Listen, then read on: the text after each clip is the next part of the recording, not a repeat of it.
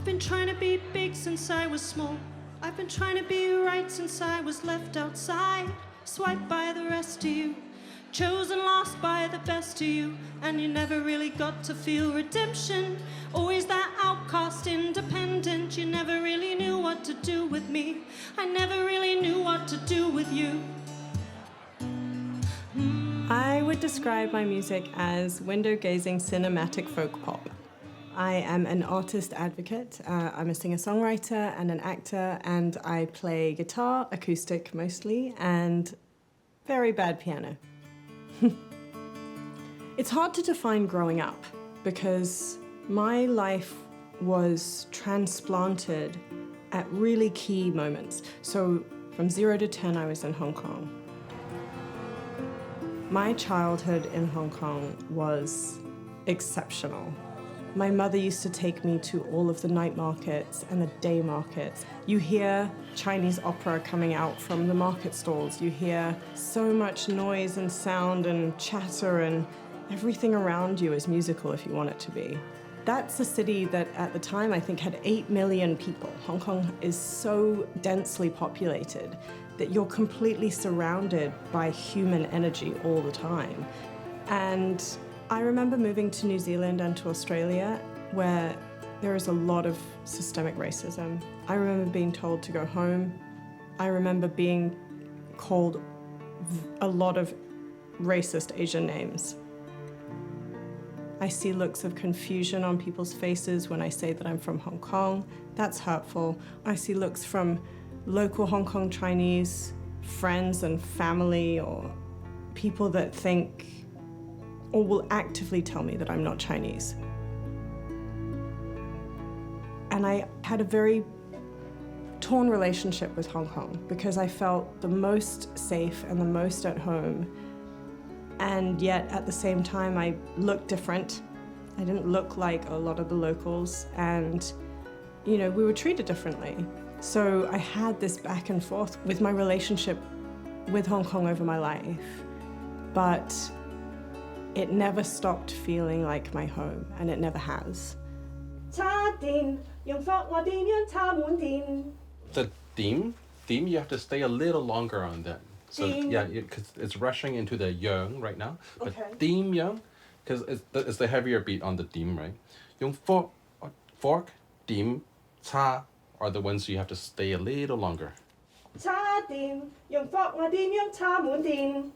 Yeah, even better. Oh. I'm working on my first Cantonese song, and it's equal parts exciting and terrifying. I started learning Cantonese finally because one of the things that happened during the pandemic was I realized that I was waiting for all these things that I kept saying I was going to do. And my mentors in Hong Kong had put me in touch with Alan from the Vantopop Collective. And we were looking for singers, right? For singers, and yeah. my old boss back in Hong Kong, Strong Music, and the manager, Morton and Andy, said, you gotta reach out to Kristina. She is like the perfect person. She's a wonderful singer. And I said, well, I'm learning Cantonese, maybe we could do a song. And then I was like, hey, I think Joan had something from way back. It's called Uh-Oh. I remember that. That was the hook The line. demo is called Uh-Oh. Yeah, literally, right? Yeah. And So then it's kind of like a folk song thing, Yeah. but pop. So it's like very catchy, very groovy. After we got Kristina and after we got the melody, the next step was to get the lyrics. We wanted this song to be bilingual. It's how we speak here in Vancouver. People like Canadian-born Chinese like myself, we're always back and forth on both languages. And we got together and just talked about our experiences of Hong Kong. And they wrote this exceptional, catchy, super cute song about being in between cultures, about wanting to learn Cantonese. It's like self-effacing, and it pokes fun at myself, but not in a rude way. And they gave me such an opportunity to explore my feelings and then translated it into Cantonese in this beautifully poetic way. Kristina gave us a lot of good ideas. That's why we came out with these lyrics. Yeah, that's her stories. her story, yes, actually, yeah. And it's basically the story of Hong Kong too, right? You have the culture, you have the food, the language, in the mashup of English and Cantonese all the time.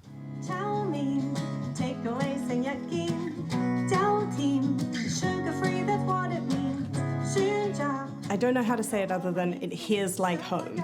And the topic. Yeah, and the Learning topic. Yeah. Cantonese, the tricks and of maybe pronouncing. about identity thing. Identity, Yeah. yes. Representation, that's what it's all about, right? Yeah. You wouldn't find this type of song, right, with this topic in Hong Kong. So we have the freedom of doing that here, which is awesome. Yeah. The only issue is my tones in some of the words. Yeung cha, Yeung cha, yeung cha, yeung cha, yeung cha, yeung cha, yeung cha. yeung cha.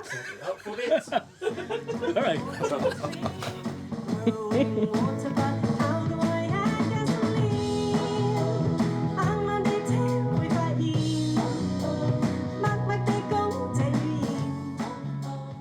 I feel like I've been labeled most of my life. I think we probably all have. When I was in theatre school, I remember being told that there were only a few types of roles that I could go for because I was not just Asian, but I was not Asian enough, and I was not white enough. So my early career centered on commercials and ambiguity. I also remember being put in a box when I moved here because I ticked the Asian box enough to be the token Asian on the committee or the board or the panel, or be the token woman on the board, on the panel, on the committee. What it did was teach me how to prepare myself to take tokenism and take up as much space as I can in such a way that I can hold that space for the next person to get into that room. Asian Canadians that grew up in Canada are still Asian and still Canadian. I just can't wait till we graduate past this binary thinking of you're one or the other. And eventually, I don't know, maybe everyone's just gonna look like this. A little mix up of everything. Nice. Very, I didn't hear any bad words.